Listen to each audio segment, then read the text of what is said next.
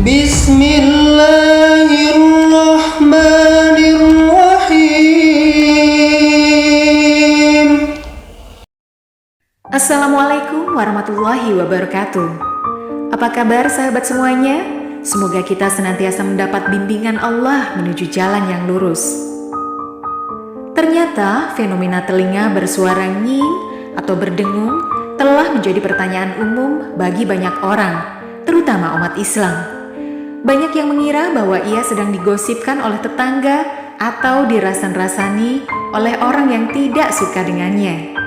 Namun menariknya, 1400 tahun yang lalu, Nabi Muhammad juga telah membahas fenomena telinga berdengung ini.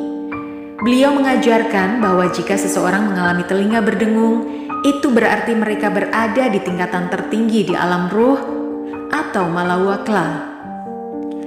Dalam pandangan medis, tinnitus atau apa yang umumnya kita kenal sebagai telinga berdenging adalah suatu kondisi yang dialami oleh sekitar 15% hingga 20% populasi, terutama pada lansia. Tinnitus dijelaskan sebagai pengalaman mendengar seperti suara berdenging atau jenis suara lainnya. Seperti mendengung, menggelegar, mengklik, mendesis, atau berdengung di satu atau kedua telinga. Meski tidak ada sumber suara eksternal yang ada, suara ini hanya bisa didengar oleh orang yang mengalaminya. Kecuali dalam kasus tinnitus pultasil yang sangat jarang, di mana dokter mungkin bisa mendengar suara tinnitus saat melakukan pemeriksaan. Tinnitus dapat disebabkan oleh berbagai hal, termasuk sel-sel rambut yang rusak atau patah di bagian dekat telinga yang menerima suara, perubahan dalam aliran darah melalui pembuluh darah terdekat, masalah dengan sendi tulang rahang, dan masalah dengan cara otak memproses suara. Kondisi ini biasanya disebabkan oleh suatu kondisi mendasar seperti gangguan pendengaran yang terkait dengan usia, cedera telinga, atau masalah dengan sistem sirkulasi. Walau begitu, sebagai umat Islam, kita juga harus mendengarkan penjelasan dari sumber-sumber Islam seperti hadis Nabi dan pendapat para ulama agar tidak tersesat.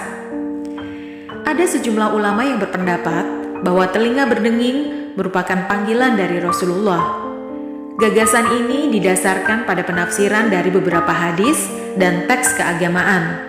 Salah satu dalil yang digunakan untuk mendukung pandangan ini adalah kutipan dari kitab As-Sisi Al-Jami' As-Saghir. Dalam kitab ini disebutkan bahwa ketika telinga seseorang berdenging, ia harus mengingat Rasulullah dan membaca sholawat untuknya. Rasulullah bersabda, "Jika telinga salah seorang di antara kalian berdengung, maka hendaknya ia mengingatku, membaca sholawat kepadaku, dan mengucapkan, Dzakarallahu man dzakarani bi khairin. Semoga Allah Subhanahu wa Ta'ala mengingat orang yang mengingatku dengan kebaikan." Teks ini diinterpretasikan oleh beberapa orang sebagai bukti bahwa telinga berdenging adalah panggilan dari Rasulullah.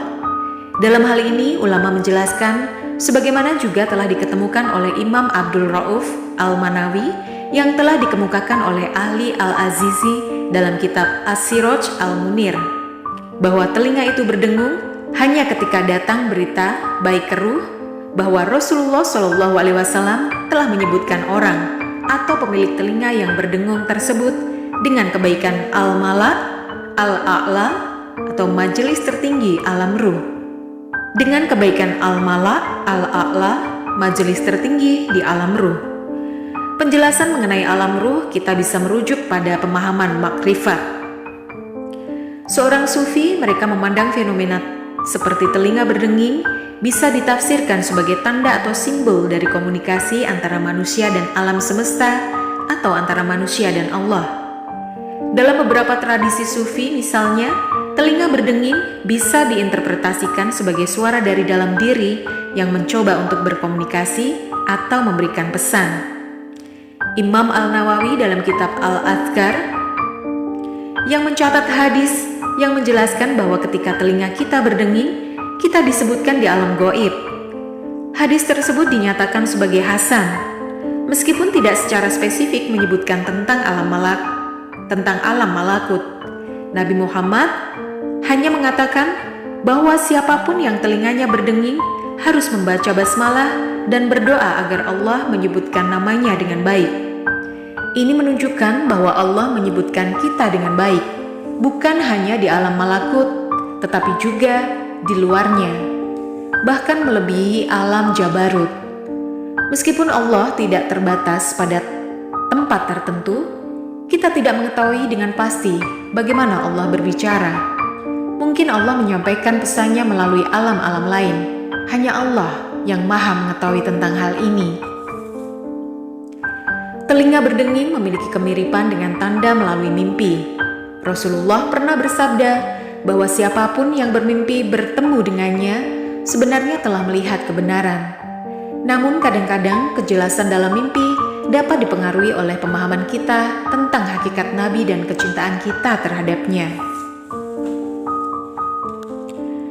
Jika kita belum memahami dengan baik hakikat Nabi, maka penglihatan kita dalam mimpi tentang Nabi dapat menjadi kabur. Namun Rasulullah menegaskan bahwa di akhir zaman, hampir semua mimpi orang yang beriman adalah benar. Mimpi ini merupakan warisan dari para nabi dan termasuk dalam ilmu mimpi yang dihormati oleh para ulama. Bahkan Imam Bukhari dan Imam Tirmizi memiliki bab yang berhubungan dengan penafsiran mimpi dalam kitab sahih mereka. Dalam konteks ini, pandangan makrifat menekankan pentingnya pengalaman pribadi dan interpretasi individu. Setiap orang mungkin memiliki pengalaman dan pemahaman yang berbeda tentang fenomena seperti telinga berdenging atau mimpi bertemu Nabi. Yang terpenting adalah setiap individu berusaha untuk mencari kebenaran dan pemahaman spiritual melalui pengalaman dan pengetahuan mereka sendiri. Namun yang perlu dicatat adalah bahwa tidak semua orang setuju dengan interpretasi ini. Beberapa orang berpendapat bahwa hadis yang menjadi dasar dalil telinga berdenging tidak bisa dipertanggungjawabkan. Al-Bukhari menyatakan bahwa perawi hadis tersebut adalah munkaru hadis atau perawi yang tidak bisa diterima hadisnya. Selain itu, dalam hadis tersebut tidak ada keterangan bahwa telinga berdenging adalah tanda panggilan Rasulullah. Hadis tersebut hanya berisi anjuran untuk membaca sholawat ketika telinga berdenging. Apabila telinga kalian berdenging, hendaklah dia mengingatku dan membaca sholawat untukku. Apabila telinga kalian berdenging, hendaklah dia mengingatku dan membaca sholawat untukku. Dan hendaknya dia mengucapkan, semoga Allah mengingat orang yang mengingatkan dengan mendoakan kebaikan. Beberapa ulama berargumen mengapa mereka menganggap hadis ini tidak bisa dipertanggungjawabkan. Hadis ini diriwayatkan oleh beberapa perawi, termasuk Al-Azizi dalam Asiraj Al-Munir, Al-Harwiti dalam Makarim Al-Ahlak, dan Al-Ukaili dalam Al-Marhuat melalui jalur Muhammad bin Ubaidillah dan Makmar dari bapaknya. Namun Imam Bukhari menyebutkan bahwa Makmar dan bapaknya keduanya tidak dapat dipercaya dalam meriwayatkan hadis. Demikian pula Ad-Daruqutni menyebutkan bahwa Muhammad bin Ubaidillah dianggap sebagai perawi yang tidak dapat diandalkan atau matruk. Lebih lanjut, Al-Ukhaili yang mengomentari bahwa hadis ini tidak memiliki asal atau tidak ada dalam kitab hadis, dan Muhammad bin Ubaidillah dianggap sebagai perawi yang tidak dapat dipercaya menurut Bukhari. Oleh karena itu, menurut mereka, hadis ini tidak dapat dipertanggungjawabkan dan tidak perlu diperhatikan, apalagi dijadikan acuan. Beberapa orang bahkan berpendapat bahwa klien seperti ini bisa disalahgunakan untuk menyesatkan orang lain. Walau begitu, pandangan ini didukung oleh Muktamar Nahdlatul Ulama ke-11 di Banjarmasin pada tanggal 19 Rabiul Awal 1355 Hijriah. Dalam muktamar itu dijelaskan bahwa suara nging dalam telinga menunjukkan bahwa Rasulullah sedang menyebut orang tersebut dalam perkumpulan yang tertinggi atau al-ma'la, al-a'la, agar ia ingat kepada beliau dan bersolawat kepadanya.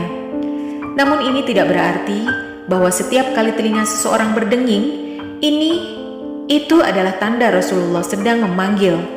Bisa saja karena pengaruh yang lain, seperti kondisi medis atau hal lain yang tidak diketahui. Namun yang juga perlu diperhatikan adalah bahwa walaupun ada beberapa ulama yang mengatakan hadis ini sebagai lemah, kita tidak lantas berhenti mengucapkan sholawat kepada beliau. Sebagai simpulan, mesti ada beberapa dalil yang interpretasi yang digunakan untuk mendukung klaim bahwa telinga yang berdenging adalah tanda Rasulullah sedang memanggil. Meskipun ada perdebatan dan kontroversi seputar validasi dan interpretasi dari dalil-dalil tersebut, oleh karena itu penting untuk selalu melakukan penelitian dan kritik secara mendalam sebelum menerima informasi semacam ini, dan yang penting untuk menyimak setiap pembahasan sampai tuntas. Semoga dapat bermanfaat untuk kita semua. Wallahu a'lam bishawab. Wassalamualaikum warahmatullahi wabarakatuh.